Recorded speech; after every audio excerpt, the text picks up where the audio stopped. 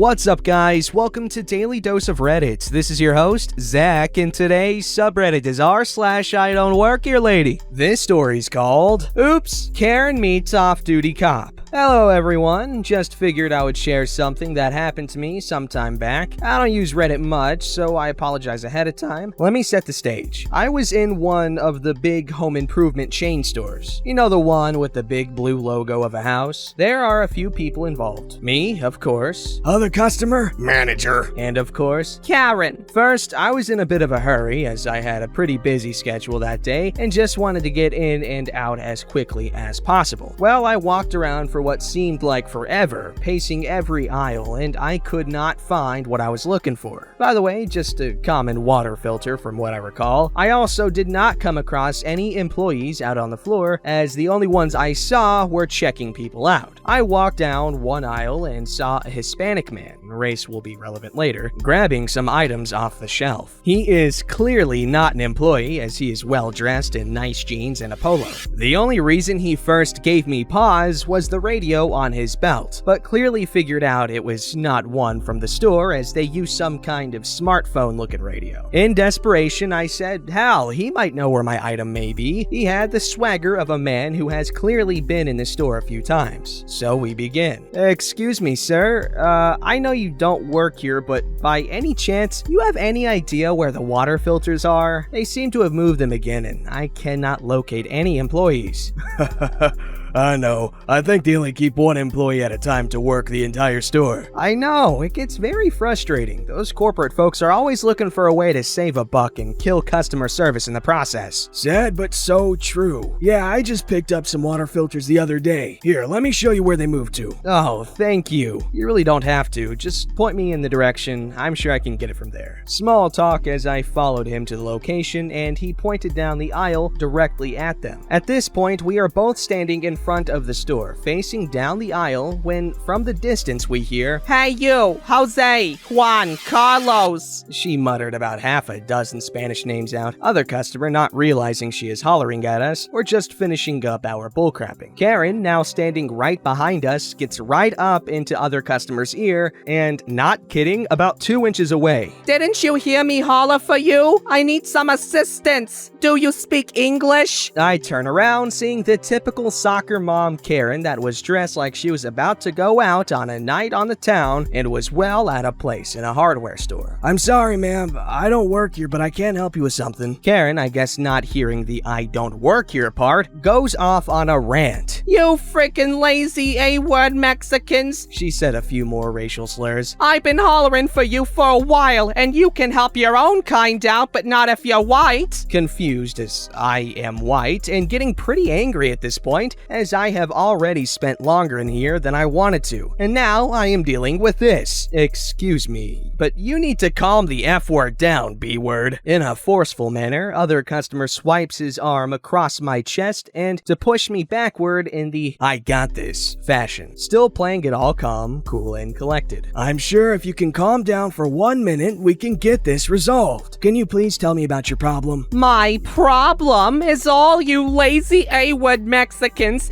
taking all the jobs and not wanting to work. Where is your damn manager?" Not knowing when to shut up, I say under my breath, but still audible, B-word. Karen lunges for me and slaps me right across my face hard as hell. Other customer, like some kind of ninja, grabs Karen's arm, spun her around so fast all I saw was her face planted on the floor with a knee in her back. While holding one of Karen's arms, he grabs his radio and makes a call requesting an officer to our location. Manager comes running to see what all the fuss was about, screaming, "Get off that lady right now! We have called the cops!" By this time, he has already put away his radio and had the badge in his hand and flashed it to manager. "I have already called for a car." He looks at me with one of those "please say yes" looks. "Would you like to press charges?" "Of course I do." As I rub my face, and I am not kidding, I have not been hit that hard in years, and I swear I saw stars. Other customers slowly slowly got Karen back to her feet, and you can tell by this point, no, she has messed up bad as she just stood there and did not say a word. "Can you tell me what happened?" Other customer told the whole story. A few minutes later, the patrol car arrived, then other customer, manager, Karen, and the cop moved outside the store. I stayed back and decided to grab my filters while they got it all sorted out. As I walk out the store, I see Karen being loaded up in the back of the car in handcuffs. Let me tell you, that was very satisfying to see. Other customer had me sign some stuff when he noticed my last name, and we found out he is good friends with a lot of my family. That's a pretty cool story. Other customer's a badass.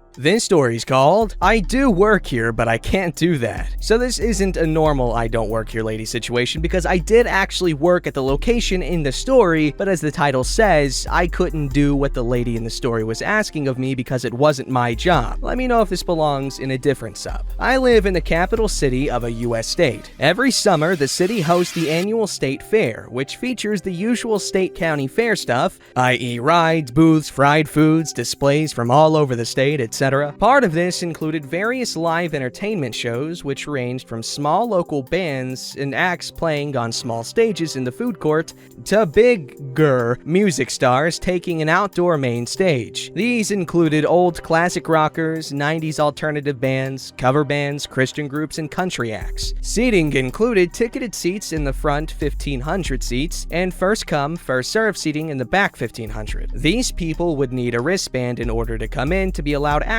and had to remain in the area in whatever seat they had chosen. My best friend's mom, Linda, has worked the main stage at the fair for a couple of decades at this point. It's something she does every year simply because she likes it. I don't personally understand it, but she's a grown-up, she can do whatever she wants. A couple of years ago, she reached out to me asking if I was interested in helping her out for the 2-week run of the fair. I wasn't all that interested, but needed the job and said yes. The job itself wasn't too bad. It involved keeping the seating area clean and organized primarily, and helping out the security staff keep everyone safe and calm. I was very specifically told by Linda and her bosses that I was to not talk to the band or anyone connected with the band unless they spoke to me. So one night, a country singer, Johnny, was performing. Johnny was a big enough name in the country scene. I saw him listed in the Grand Ole Opry in Nashville not long after this, that he had attracted quite a large crowd. All the tickets had been sold, all the free seats had been claimed, and the area outside the seating was filled with people standing and watching. By all accounts, everyone had a good time. Johnny put on a good show, and despite a more rowdy crowd, nothing too major happened. At the end of the show, I was with Linda as we moved through the seats, clearing out the last remaining stragglers. One of these was a woman,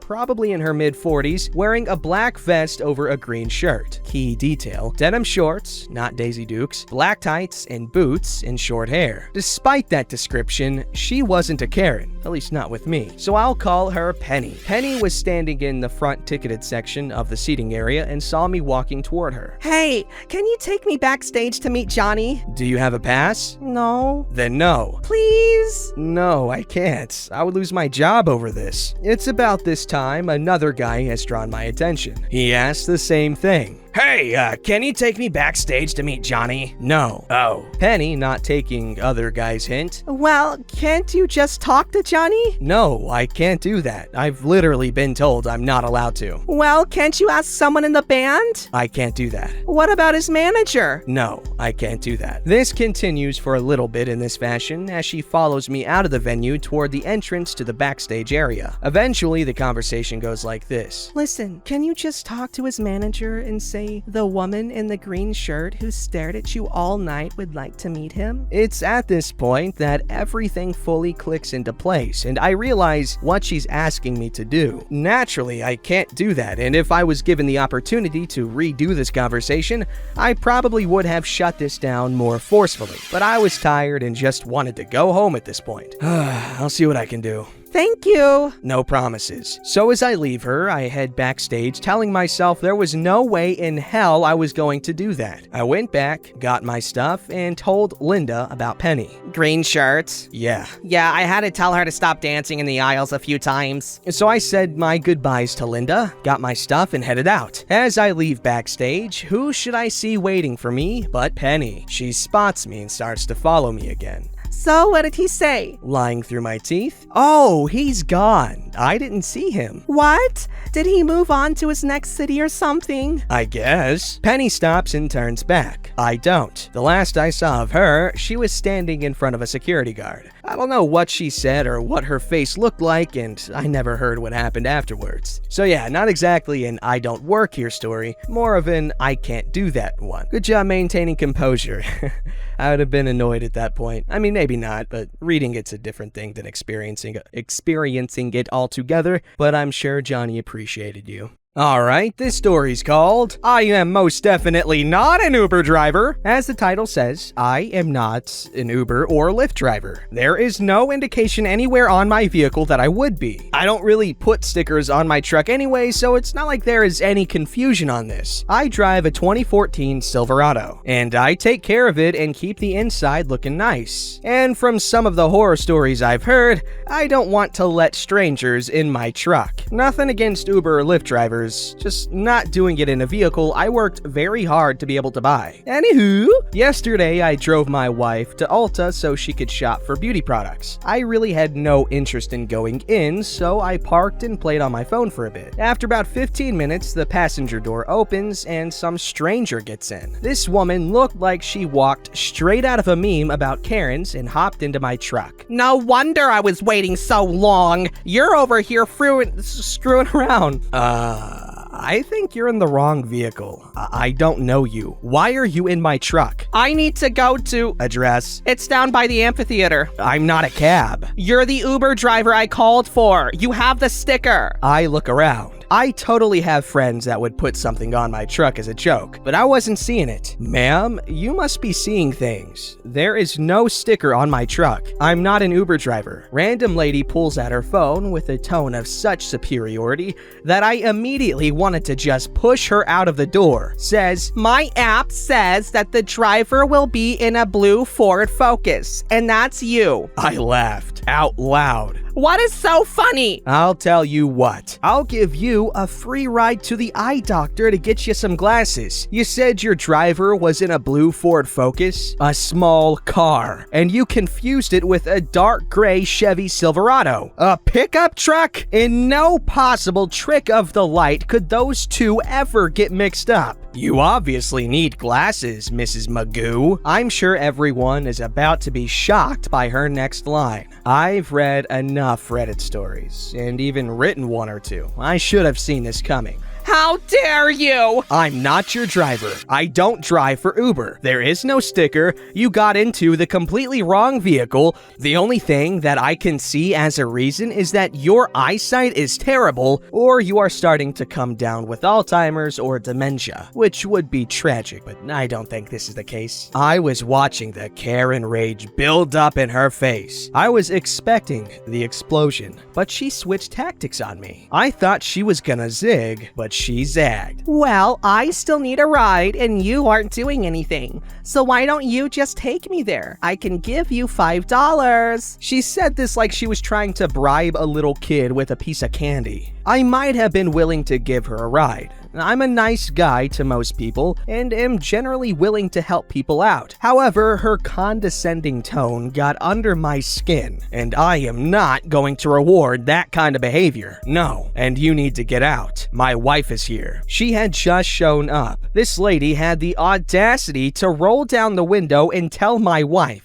you can wait. I need the ride. It was that moment, too, that I just happened to see a blue Ford Focus driving really slow in front of the stores and the driver looking around. Obviously her ride. I started speaking slowly while keeping an eye on the driver. Ma'am, listen, I am not driving you anywhere. I'm taking my wife home, and she definitely doesn't have to wait for you. You need to get out of my truck before I call the police. If you are waiting for your ride, you need to settle that with Uber. By the way, the Uber driver you were waiting for is leaving the parking lot right now. I pointed to the blue car that was moving to the lot's exit back onto the road. She flung my door open and tried to go chasing after him. It was pretty comical, really. My wife gets in and says, you have a strange taste in hookers. Another 5 minutes and I think I could have gotten a free handy. We drove past her on the way out. She didn't look happy.